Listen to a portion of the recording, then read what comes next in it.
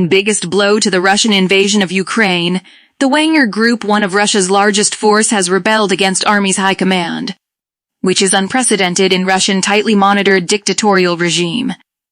After claiming that Russia's military leadership deliberately shelled his forces on June 23, the leader of Russia's Wagner mercenary group appears to be threatening an armed rebellion.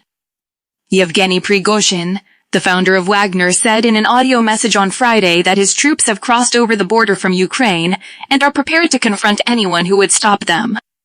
This was Prigozhin's latest provocation, since Russian authorities announced they would open a criminal case against the mercenary chief for allegedly making threats to remove the country's Defence Minister Sergei Shoigu.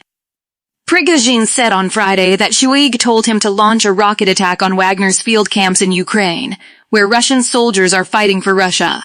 Prigozhin lashed out against the rocket fire and the harm it has done to Wagner forces in a Telegram audio.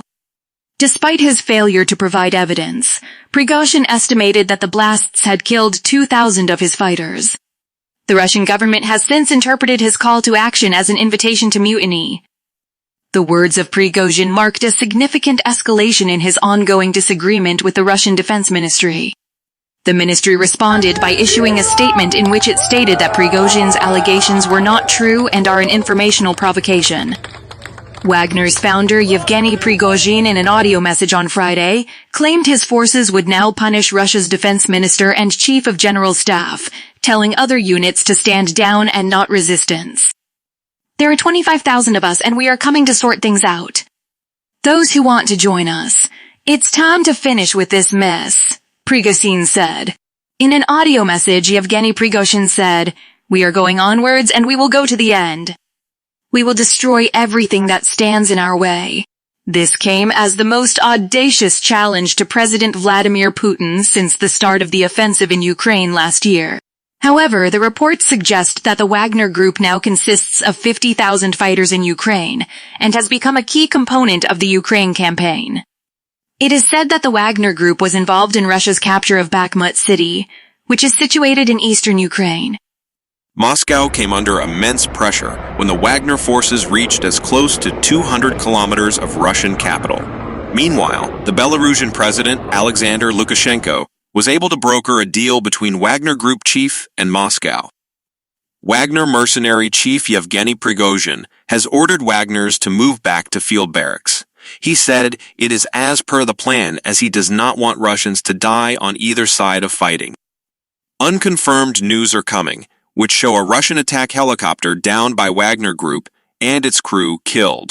Reports of heavy military presence in Russian capital, creation of obstacles to stop the Wagner's advance to capital are also supported by videos coming out of social media.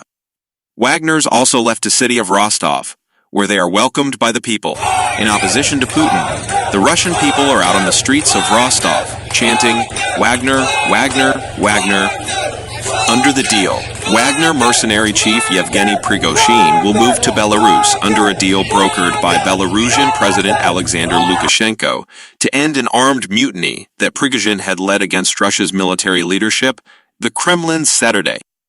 Russian spokesman Dmitry Peskov just made an announcement that charges against Prigozhin and Wagner have been dropped and he is going to Belarus. Wagner, who did not join Prigozhin, were given Ministry of Defense contracts. Although the Wagner Group mutiny looks like to be settled, but this has already achieved a big blow to Russian war on Ukraine. We, the Green Revolutionaries, do not want any destruction in Russia or elsewhere, but we want a peaceful end to Ukraine war and all wars around the globe so that humanity can join collective pursuit for a sustainable future.